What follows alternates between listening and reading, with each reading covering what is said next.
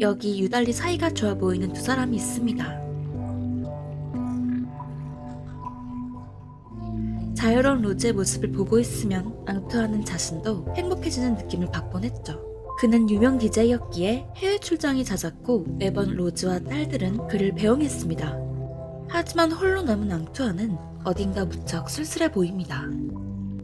그리고 영화는 조금 과거로 가 사이가 무척 좋아 보이는 모자를 비춥니다. 아들 로랑은 다운 증후군이었기에 엄마 제클린은 그 누구보다 열과 성을 다해 아들을 키웠습니다. C'est aussi l'histoire d'un garçon qui n'a pas tout pour être heureux. Heureusement, il y a Jacqueline. 이렇게 매번 아들을 학교에 데려다주고 작별 인사를 하기도 했죠.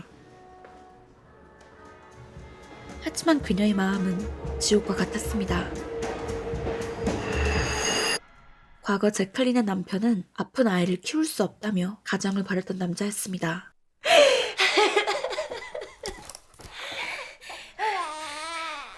Son fils n'est défavorisé par la vie et lui, il veut s'en débarrasser. Je rêvais pas que t'étais ce genre d'homme.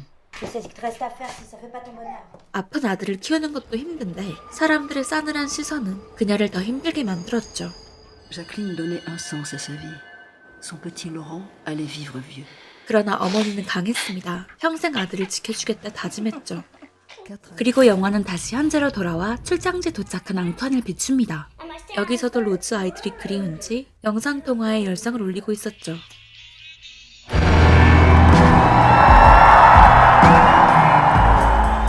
그렇게 일을 마치고 귀국 중이던 앙투안. 그는 문득 과거 일이 떠오릅니다. 자신이 한때 소울메이트라고 믿었던 여자, 아내 캐롤과의 추억이었죠. Pochette, vieux rock, jazz, name it. 그는 얼마 전 이혼한 뒤 무척 괴로워하고 있었고 이로 인해 정신 상담까지 받고 있었습니다. 어린 시절 만났던 그들은 음악 취향마저 똑 닮았었고 평생을 약속했던 사이였습니다. 그가 로즈와 바람이 나기 전까지는요. 사실 로즈와 앙투아는 평범한 가정의 부부로 보이는 불륜 커플일 뿐이었습니다. Autant j'ai l'impression d'avoir fucké l'affaire. 이 아이들도 캐롤과 낳은 아이들이었고 그저 주말에 잠깐 앙투안과 시간을 보내러 온 곳이었죠. 물론 이런 과거의 추억 때문에 앙투안의 전처 캐롤도 괴롭기는 마찬가지였습니다. 매일 밤 악몽에 시달렸고 다시 잠에 들지 못했으니까요. 그렇게 뜬 눈으로 밤을 지새우며 남편과 아이들이 함께했던, 그래서 행복했던 자신의 과거를 떠올리곤 했죠. 그러다가는 소리도 내지 못한 채 눈물을 흘리며 악을 쓰곤 했습니다. 대체 캐롤, 앙투안, 그리고 로즈 사이엔 무슨 일이 있었던 걸까요? 그리고 영화는 다시 제클린과 로랑을 비춥니다. 이후 제클린은 로랑이 다른 아이들처럼 똑같이 자라나길 바라며 갖은 노력을 했던 이야기를 전하기 시작합니다. Allait faire mentir toutes les statistiques d'espérance de vie des trisomies. 그러던 어느 날 제클린은 로랑이 괴롭힘을 당했다는 걸 알게 됩니다. T'as vu comme je suis gentille, comme j'ai un beau sourire. Si tu refais du mal à mon garçon, j'aurais pu te sourire. 그렇게 다시 평온한 일상으로 돌아온 모자입니다.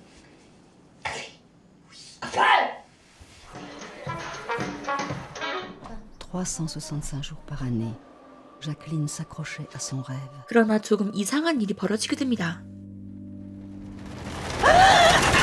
캐롤이 제클린과 로랑의 꿈을 꾸기 시작한 것이었죠. 다음날 아이들을 캐롤의 집으로 데려다주는 앙투안. Salut Carole. 돌아가려던 이때 캐롤의 친구를 만난 앙투안입니다. Bien maigri, trouves-tu? Bien sale. 앙투안은 이후 또다시 상담을 받으며 두 아이의 아버지로 행복했던 자신이 인생이 꼬이게 된, 우연히 한 파티에서 로즈를 만나게 된 그날의 일을 전하기 시작합니다. 캐롤에게는 불행의 시작, 앙투안에게는 새로운 행복의 시작이었습니다. 그날 이후 예민한 증세를 보이기 시작했고 이는 딸들도 알아챌 정도에 이르게 되었었죠. 이 때문에 앙투안의 아버지는 그를 상담센터에 데려갔었습니다. 그리고 앙투안은 이곳에서 로즈를 다시 만나게 된 것이었죠.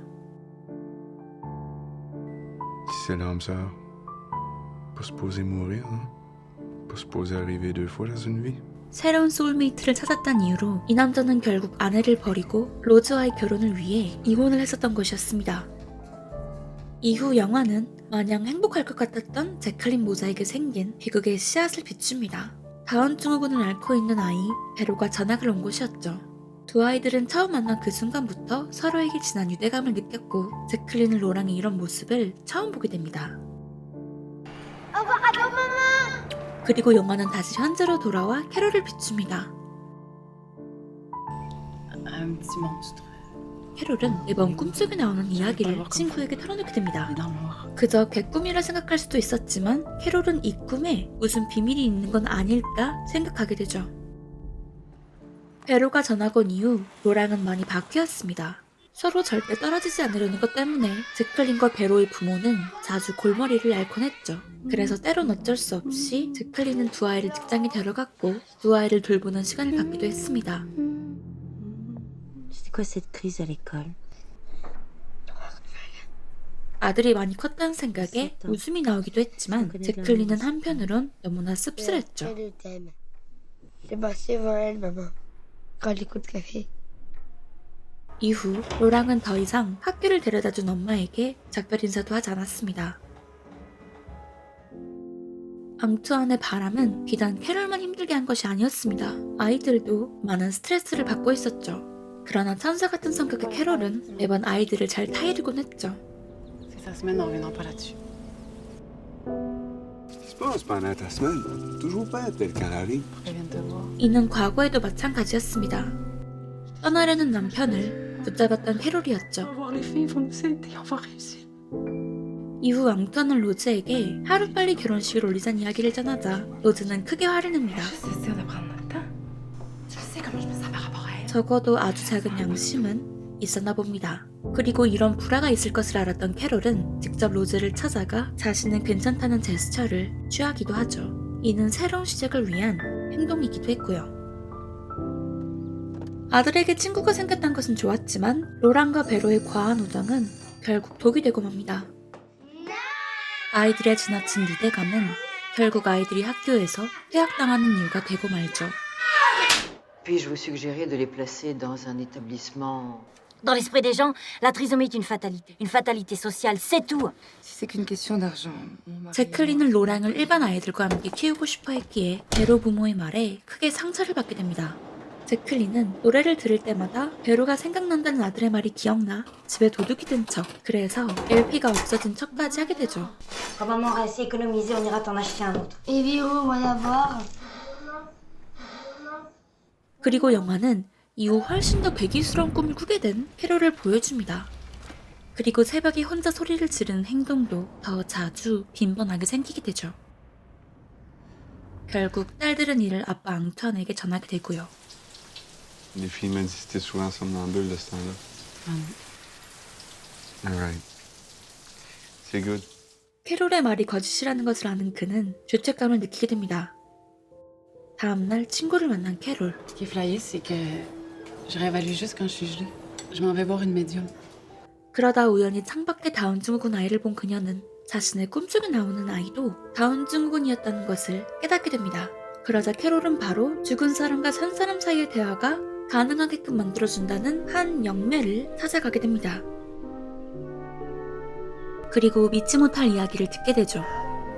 Le petit manga, c'est Antoine. C'était mon petit gars. Antoine, j'étais sa mère dans une autre vie. Alors surprenant que je sois incapable de le laisser. Comme personne, tu le sais. Il serait juste une façon de survivre. C'est d'essayer de te l'expliquer, sinon tu meurs, comprends-tu? C'est bien que tout ce qu'elle veut, c'est que tu y retournes. 친구는 물론 믿지 않았죠. Elle m'a dit que ça servait à rien de s'en voir. Que j'allais moi-même trouver mes réponses. Lâche prise, Coco. J'ai juste envie d'y croire encore plus. Avoue que la théorie est belle. Si je le retrouve pas dans cette vie-ci, je vais le retrouver dans une autre. Mon rêve, l'espoir. Je suis sa flamme jumelle. 그러자 친구는 다음날 홀로 영매를 찾아가 Je vais vous demander de ne pas retourner ces appels si jamais elle décidait de vous revoir. OK? La rencontre des flammes jumelles, c'est sur le chemin du retour à la maison, à la source. Et c'est la fin du cycle d'incarnation. La chose la plus difficile pour elle en ce moment, c'est d'accepter de faire le deuil que pas sa flamme jumelle. 이후 집에서 열린 가족 파티. 지인들이 모두 모인 자리에서 아버지는 결국 앙투안을 꾸짖기 시작합니다. Il y a des culottes à porter, puis c'est le temps qu'ils les mettent avant qu'elle laisse tomber pour de bon. Avant qu'ils deviennent comme Le glycin imbécile de la planète qui brûle la famille. T'es un trou de cul! Ça suffit! 상황은 점점 더 앙투안에게 안 좋아지게 되죠. 그리고 그날 밤 캐롤은 또 그 악몽을 꾸고 있었습니다. 만약 정말 앙투안이 전생의 로랑이었고 캐롤이 엄마 제클린이었다면 현생의 캐롤은 대체 왜 괴로워하고 있는 것일까요? 그토록 아들을 사랑했고 헌신했던 제클린에게 무슨 일이 있었던 걸까요? 그렇게 영화는 다시 두 모자를 비춥니다. Dans une autre école et ils vont même déménager. Il est mort! Non, reste assis, écoute-moi! 배로 때문에 사이가 극도로 멀어진 제클린과 로랑. 제클린은 결국 결심합니다. 아들과 함께 베로를 만나러 가는 제클린. Quelqu'un t'amène visiter une belle école. 그러나 이는 새로운 학교에 가기 위한 것이 아니었죠.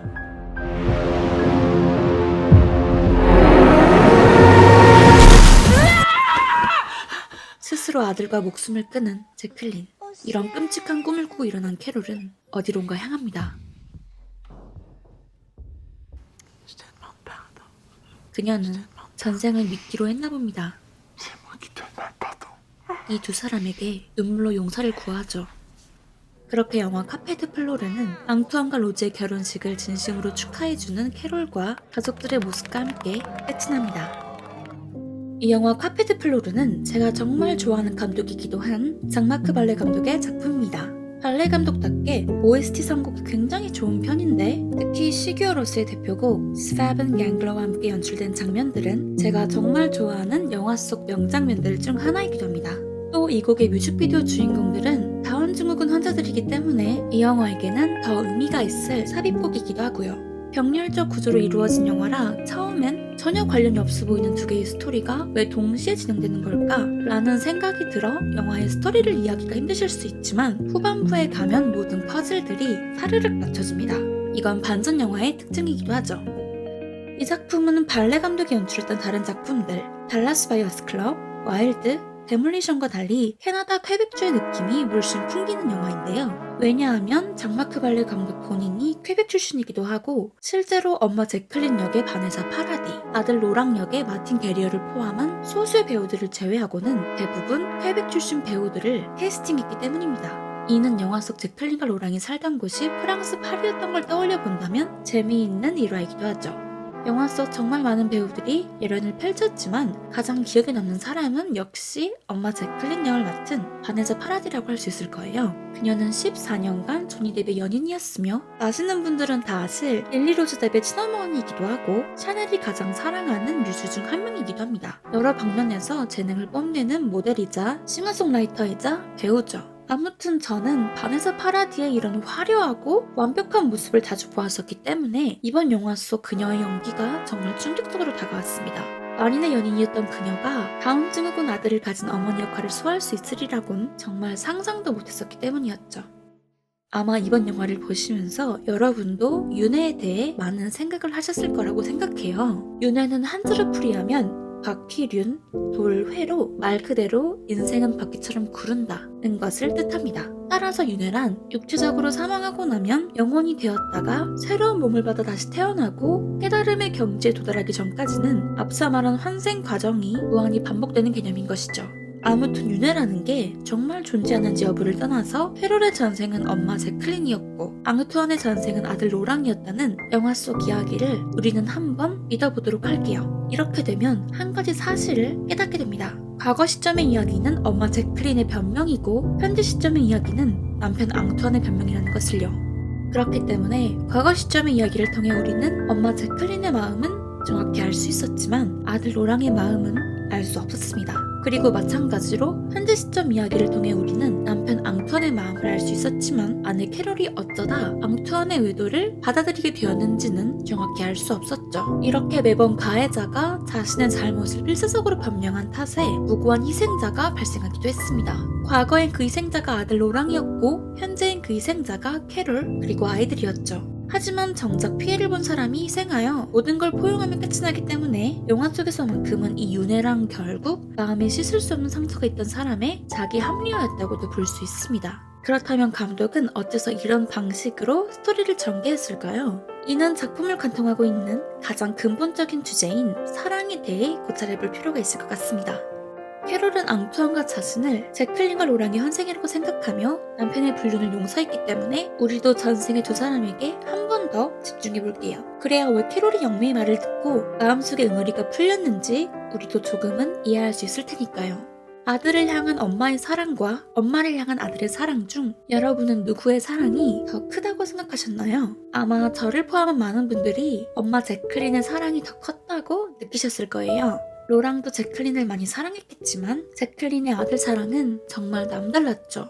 더 많이 사랑하는 사람은 질 수밖에 없단 말이 있죠. 저는 이 말이 연인 간의 사랑뿐만 아니라 가족 간의 사랑에도 마찬가지로 적용된다고 생각해요. 삶의 중요한 순간들이 그녀에게 선택을 내리라 할 때 제클린은 로랑을 향한 사랑 때문에 모든 걸 포기했죠. 그러다 결국 이 무조건적인 조건 없는 사랑은 폭력적인 사랑으로 변질되어 버렸지만요. 여기서 중요한 점은 과거 시점의 이야기는 사실 캐롤의 꿈속 이야기였기 때문에 제클린과 로랑이 실제했던 사람들이라고 말할 수는 없습니다. 앞서 말한 윤회라는 개념이 존재한다고 믿는다면 모자는 실존했던 사람들이었겠지만 현실적으로 보자면 제클린과 로랑은 그저 캐롤의 꿈속에 등장하는 가상인물들일 뿐입니다. 두 모자의 비극적인 이야기는 캐롤이 상상해낸 허구적인 이야기인 거고요. 즉, 이 윤회란 것은 앙투안을 향한 자신의 사랑의 크기를 부모의 자식을 향한 사랑의 크기와 같다고 생각했던 캐롤의 자기합리화라고 볼 수 있을 거예요. 자신의 상처를 치유하는 하나의 방법이기도 했고요.